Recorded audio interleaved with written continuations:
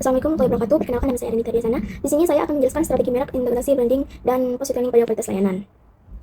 Evolusi strategi merek dalam ekonomi jasa kontemporer, yaitu sektor jasa kini menjadi penggerak utama ekonomi global, sehingga strategi merek atau branding berperan penting dalam menjaga eksistensi dan relevansi perusahaan. Dalam konteks jasa yang bersifat tidak berwujud, merek berfungsi sebagai sinyal bagi konsumen untuk mengurangi ketidakpastian sebelum membeli.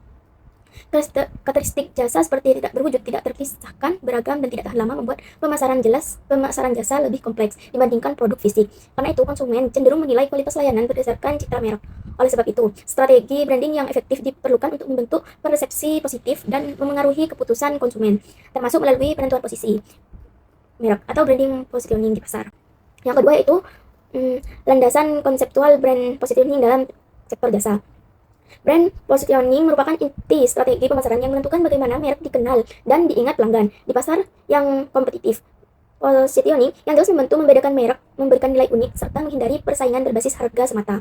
Tujuan utamanya adalah menciptakan diferensiasi, menonjolkan keunggulan kompetitif, dan membangun citra merek yang konsisten. Dengan memahami kebutuhan pelanggan, perusahaan dapat menilai pasar yang tepat dan membangun loyalitas. Proses ini bersifat dinamis, memerlukan analisis seperti SWOT atau riset pasar, serta komunikasi merek yang konsisten di titik kontak pelanggan agar tidak menimbulkan kebingungan dan melemahkan posisi merek. Yaitu selanjutnya strategi diferensiasi berbasis kualitas atau quality based positioning. Adalah strategi diferensiasi dengan menonjolkan kualitas layanan sebagai nilai utama, seringkali disertai harga premium. Strategi ini efektif jika perusahaan mampu menunjukkan kualitas yang nyata dan unggul dibandingkan pesaing. Keberhasilannya bergantung pada komitmen tertinggi terhadap konsistensi kualitas melalui investasi pada SDM, teknologi, dan kontrol mutu. Harga yang lebih tinggi justru menjadi sinyal nilai bagi konsumen. Selain itu, strategi ini mendukung relationship marketing karena kualitas yang konsisten membangun kepercayaan dan menghasilkan loyalitas pelanggan jangka panjang. Berdasarkan keyakinan, bukan sekedar kebiasaan. Itu mengkonkretkan yang abstrak, strategi tangibilisasi merek jasa.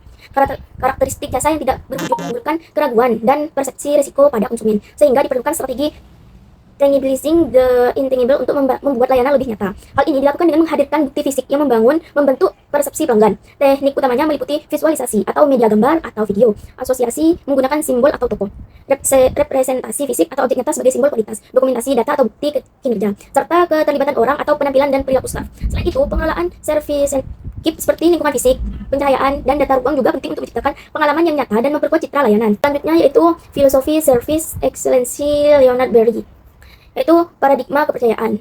Leonard Berry menegaskan bahwa kualitas layanan adalah strategi utama untuk menghasilkan keuntungan di mana penilaian sepenuhnya berada di tangan pelanggan. Keberhasilan layanan bergantung pada budaya organisasi yang berfokus pada pencapaian dan konsistensi kualitas. Ia menekankan bahwa keandalan merupakan inti kualitas layanan karena menepati janji bentuk penghargaan tertinggi bagi pelanggan. Selain itu, memberikan pengalaman yang melebihi ekspektasi melalui responsivitas, empati, dan jaminan juga sangat penting. Berry juga menyoroti pentingnya keadilan dan transparansi dalam layanan.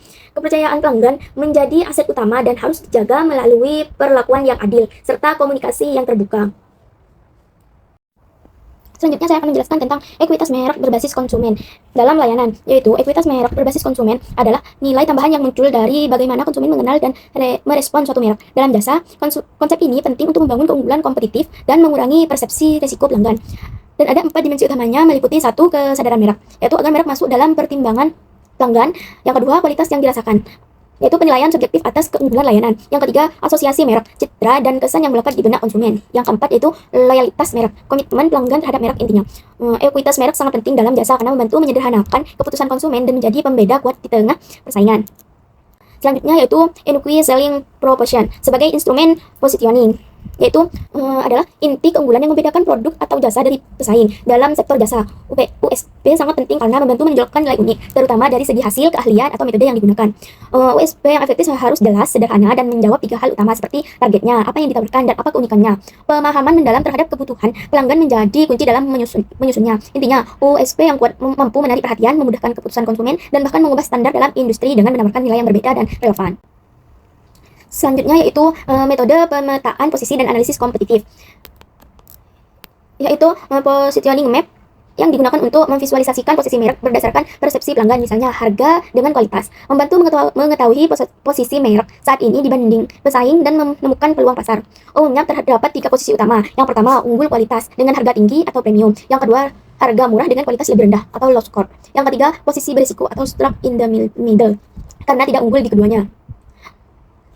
Dan analisis kompetitif perlu didukung oleh yang pertama, umpan balik, maksudnya pelanggan secara rutin. Yang kedua, analisis SWOT untuk melihat kekuatan dan kelemahan pesaing. Tujuannya agar perusahaan dapat menempatkan diri secara lebih unggul pada aspek yang penting, yang paling dihargai pelanggan. Selanjutnya yaitu dinamika perusahaan dan loyalitas dalam ekosistem merek. Kualitas layanan, citra merek, kepuasan, dan loyalitas pelanggan saling menghubungkan dan tidak bersifat linear.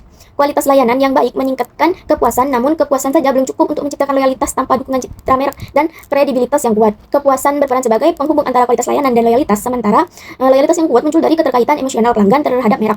Selain itu, kredibilitas penting untuk mengurangi rasa risiko dan membangun kepercayaan, sehingga perusahaan perlu fokus pada pengalaman pelanggan yang bermakna, bukan hanya efisiensi layanan.